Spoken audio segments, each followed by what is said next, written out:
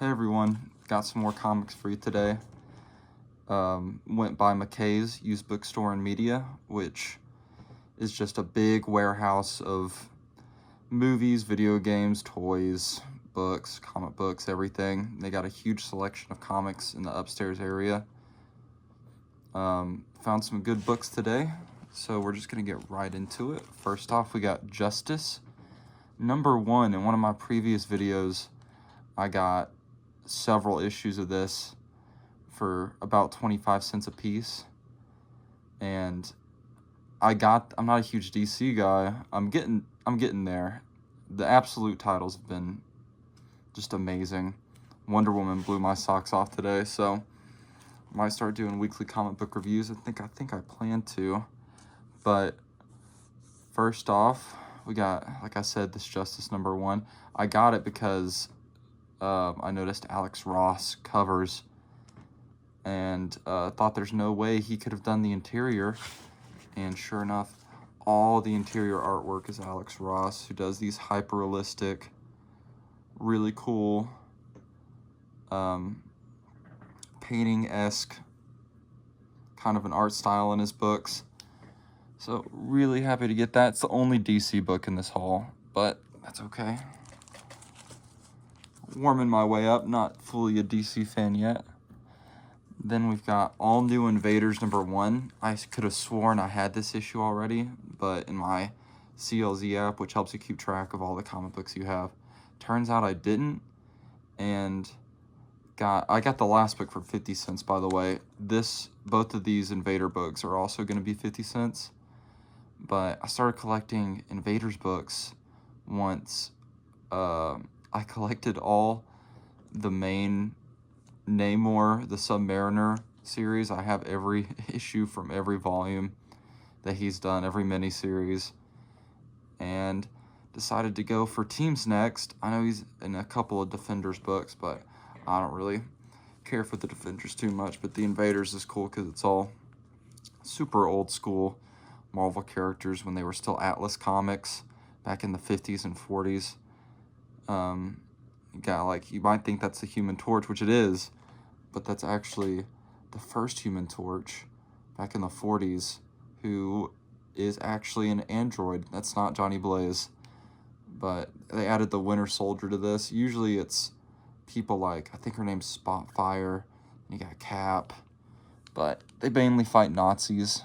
I don't know what they'll do in the new series, because this looks like it's in modern day, but still pretty cool. Then we got #15, the last issue in this. I guess it was an ongoing. Usually miniseries don't run 15 issues. But you got Cap. Is that Photon in there? This lady right here. I'm not sure if that's her or not. She doesn't normally look like that. But it could be. I could be surprised by that if that were the case. And the next, got Astonishing X-Men #18 for 25 cents. It's got a crease on the spine and in the middle, but I mean, for 25 cents, it's worth it. Got a lot of Emma Frost on the cover. Every time I see covers like this with like a lot of one character, I just immediately think of Multiple Man, who's one of my absolute favorites. But I said in one of the last videos, I didn't know who Whedon, or I think his name's Joss Whedon, is, and my friends informed me that he was either the writer or director. I can't remember. I think the director of the first Avengers movie, and I think he did Age of Ultron, so kind of slipped up there, but I don't know if he's done any more. He also did Buffy the Vampire Slayer, which I've not seen before, but you know, everyone who watches it says good things about it. And then Captain America from Volume 5, I want to say, #7, from the Ed Brubaker run. Just recently, I just finished The Immortal Iron Fist. I've been saying I've been reading it, almost done with it. Now I'm done with it. The whole series is phenomenal. Even when they change artists and writers on the title, it was still really good. And Brubaker stays through this whole title, if I'm not mistaken, so I really started trying to find these when I can. These were 50 cents a piece. Nomad, by the way, is just Captain America in disguise, but that's Jack. I don't know if that's a different Nomad or what. I wonder if that's a real number. No, I mean, it could be. I should try calling it Nomad Answers. I'm going to shit myself. And then number 609 with the infamous Bucky falling and, he didn't fall, staying on the plane while Cap fell into ice and blowing up in a fucking hydrogen bomb. But that's how Cap becomes Cap. I mean, he was already Captain America, but that's how he gets brought back in the 60s in Marvel continuity, and then Bucky will later on, in this run actually, he'll get brought back and turned into the Winter Soldier after being tortured by Hydra over and over again. And then we got FF Volume 2, number 2. Love this cover. Another Mike Allred book with Matt Fraction writing, who I'm becoming more and more of a fan of. I really like Matt Fraction. He was part of the Immortal Iron Fist run as well, and he did the Hawkeye run that everyone talks so highly about. And I'm piecing those together too. They're more expensive. I've got a few of the main keys, but still working on fully piecing that one together. But finding FF is a lot easier, or finding his titles is going to be a lot more enticing if Mike Allred's doing the artwork. This was also 50 cents. And it looks like Ant-Man's on the team, which is really strange. Then we got, the last haul was full of these, but I found even more Incredible Hulk by Peter David. This and Thor were primarily what the last video consisted of, but got a few more. This one was 75 cents, or all of the Hulks that I got were 75 cents. Looks like Banner, Rick Jones, and I cannot remember her name, Betsy Brandt, I want to say. This character looks cool. I don't know who he is. Looks like he's made of jigsaw pieces. I got the old Hulk gray design, which he was in the first 5 issues. I want to say maybe he was 4, maybe it was 6 of his very first run back in the 60s, because they couldn't afford, they changed it to green actually because Hulk wasn't showing up well on the paper. You couldn't tell what the inks were. So they made him green for it to stand out more, which obviously fit his character much better. And then we got number 373. I don't know why I like this cover so much, but I do really like it. Them just laughing, sitting on, I think, a bridge in Times Square. And, yeah, I really like that one. I like the artistic change. I don't know who this artist is. It should say, I don't know who that is, but really like the cover. I can't wait to finally start getting to read these once I piece more of them together. The earlier issues are just really, really, really expensive because Todd McFarlane did a lot of iconic covers at the beginning of this run. And then number 374, Not You Again. Yeah, I wonder who it is. Definitely cannot tell from this angle, but I've got a feeling I think I know who it is. And then some devious looking people in the back. Yeah, pretty cool cover. More a fan of Green Hulk than I am Gray Hulk, but speaking of which, number 386, that's the kid I said looked like Damien from The Omen in the last series, or the last video. It says, Hulk and Sabra beware. There's something unnatural about this child, which is really hard to read, the way it kind of bends like that. It's pretty cool, though. I have no idea who the hell Sabra is. She has the Star of David on her necklace right there. It's a really interesting choice. People say Ben Grimm's the only Jewish superhero. Move aside, there's Sabra. really building out their line of Jewish superheroes.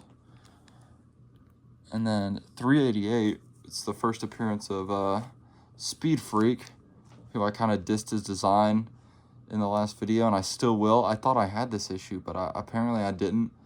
So, I'm glad to have it now for so cheap. Speed Freak is such a hot commodity. Really blessed to get this for 50 cents.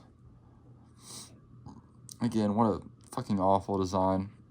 Because if he's so fast, why does he have boots that are just so clunky looking? They're huge. They look like horse hooves. Looks like he's working a number on the Hulk though, so maybe it's practical. Number 390. Hulk got sick of his shit, or whoever was in the last issue before this one. Picked up a gun, and then an even bigger gun that he's not using for some reason. I would go with the bigger one if I had the choice. But for YouTube's sake, those are Nerf bullets. It's not real bullets. And then 394, Trauma. Apparently a villain. I guess it's his first appearance. Wonder why he didn't stay around. Maybe because it's of a giant, stupid-looking gun on his head. Really practical design choice there. And it looks like he's got fangs. That could be someone like Sabretooth or something like that in armor.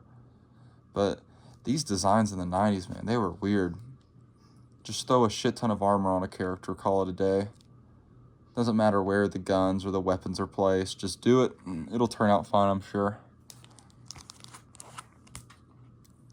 And then we got 397. Hulk getting beat up by the UFOs who are down here. And I actually love the UFOs. I went to Universal as a kid and was expecting their shop to have, in the Marvel section, to have actual comic books, and was disappointed when the only comic books they had were these little like flip books, and the one I got was a Hulk book that had the UFOs as the main antagonist, and I really enjoyed it as a kid. If I could find that somewhere, that might be the only comic as a kid that I don't have still. But I love their designs. I think he looks awesome. And I'm trying to find their first appearance, which I honestly forgot they existed until getting this cover again. So I really, really, really would like to get their first appearance. They're just so cool. I don't know really what else to say about them. They're awesome. And then number 402.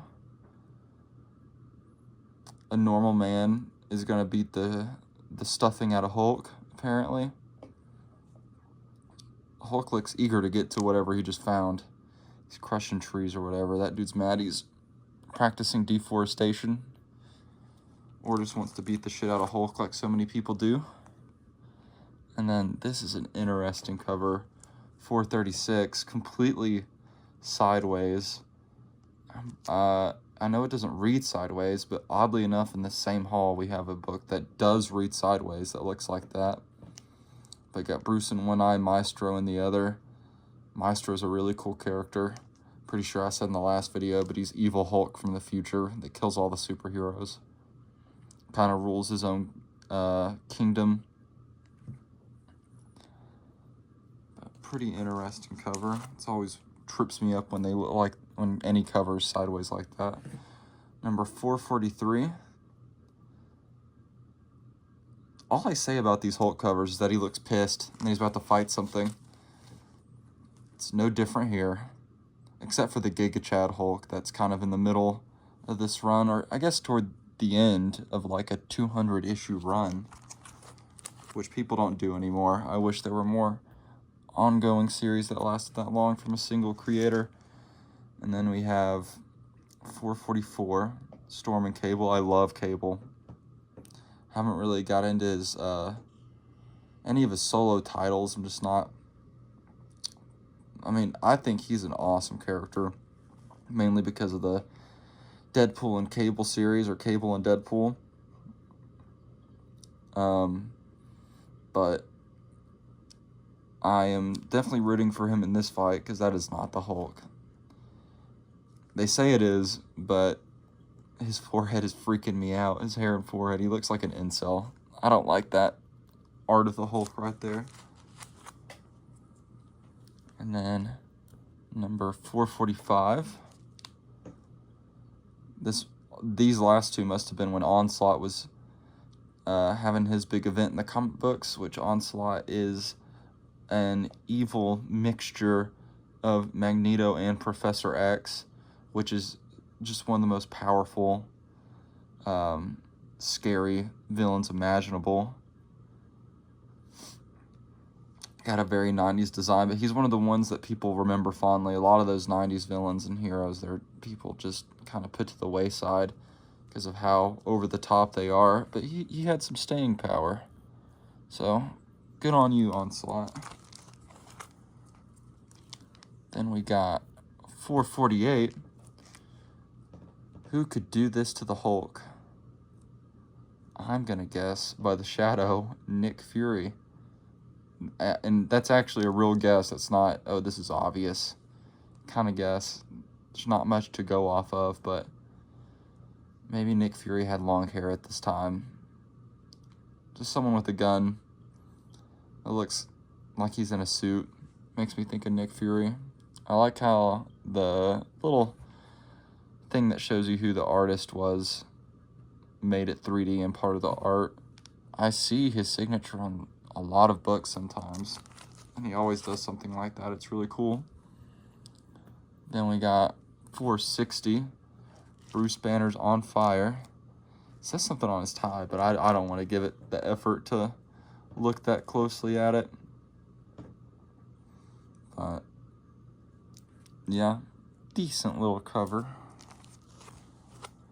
Then, surprise, surprise, more Walt Simonson Thor. Number 342. Got that one for 90 cents. There were 3 copies of this at the McKay's, and I really wanted to get this specific one just because the bag and board was so dirty, and my collector brain was just like, it needs a better bag and board. I want to take this one home, but then I found one, and I kind of put the two side by side and was like, which one's in better condition? And this one came out on top. The third one honestly might have been in better condition than this, because when I opened it up, there's a little bit of crinkle right there. But for 90 cents, Walt Simonson, can't go wrong with that. And then from the Jane Foster Thor era, I actually found number 1 from the series, which was really cool to find, by Jason Aaron. It's a wraparound cover. I really dig like the colors on this cover. I think everything's like really poppy and vibrant. And Jane Foster was just her cancer-ridden self in the middle. She becomes Thor because it gets rid of the cancer when she has Mjolnir. But it doesn't end too well. But got this for 90 cents. Pretty good find. And then this is the one I said was completely sideways, even when you open it. It's super strange. But New X-Men Annual number 1. Got that one for 90 cents.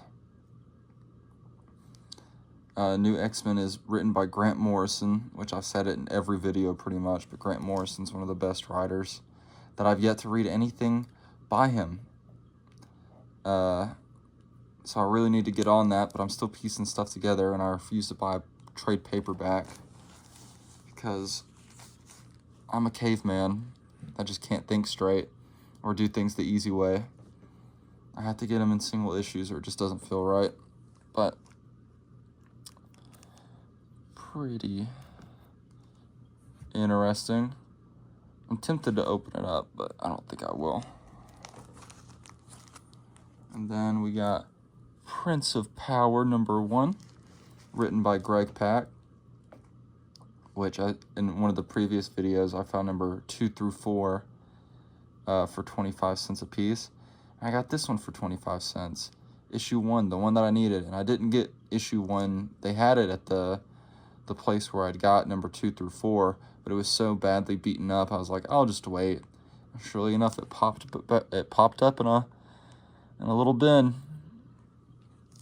So I got it as well. And then more Mike Allred, his Silver Surfer run, number 15. I really, really like this cover. Probably my favorite cover from the haul.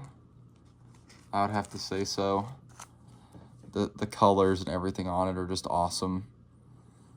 Believe it or not, that's what Silver Surfer looked like before he became a Herald of Galactus and got all the tragic backstory that Silver Surfer is known to have. Just a very tragic character. But, I mean, look at the art on that. All the planets in the background. Pretty weird that Silver Surfer's touching himself, though. Not very cool to be doing in front of everyone. Anyone. Then we got Strange Academy Blood Hunt number 1. I got this for 90 cents. I got the Silver Surfer for 50 cents, by the way. I forgot to mention that. But Strange Academy is a series that I'm really wanting to collect. The original series was written by Scotty Young, who I love his art. It's very chibi, very cartoony. He usually does like the X-Babies books and like something called Little Marvels, which is just little bitty versions of other Marvel characters. But he did Strange Academy, which is a school. It's basically Hogwarts with Doctor Strange as your teacher. And all these magical beings with different powers and backgrounds come to learn from the best, which is Doctor Strange. And I've pieced together a lot of them, some for cheap, some for not. I would easily pay $100 for Strange Academy number 1, because that's how much it's worth right now. I just can't seem to find it anywhere. But when I find them for cheap, which I sometimes do, like in this case, and even though it's just a tie-in to the Blood Hunt event, it's still Strange Academy. Like, I want to get the full Strange Academy story. So I'll pick it up. I mean, the characters just seem super interesting. Mainly Dormammu's son, whose name escapes me. But I love his design. I think he's so neat. So such a fun looking character. And then we've got X-Force number 118. More Mike Allred and Peter Milligan writing. But I read issue 1 of this series because this will later turn into X-Statix, which is the team that this actually is, but they call it X-Force because they didn't want to give them a new series out the gate. They just wanted him to continue a practically dead series. And they're kind of hard to come by. I got this one for 75 cents, which you can sometimes find it for cheap. But I love picking these up when I could find them. I have 2 copies of 116, which is X-Statix' first appearance. Runs about $30. I found one for $3 and one for, I think I paid like $15 for it. Obviously before I found it for $3. But the more I look at this cover, the more I don't appreciate how they're handling a young child like that. It's kind of suspicious. He does have a great shirt on, though. It's got Dupe. Dupe's one of the... He's probably the... Okay, so X-Statix is a team of mutants that go around and do heroic deeds, but they do it for fame. They film the entire thing as like a reality TV show. And a lot of them, it's a big theme in X-Statix for your favorite characters just to die suddenly here and there. And the only one that has stayed alive, and the most popular character by far, is Dupe, who is also the cameraman. And if you can't, this is Dupe right here.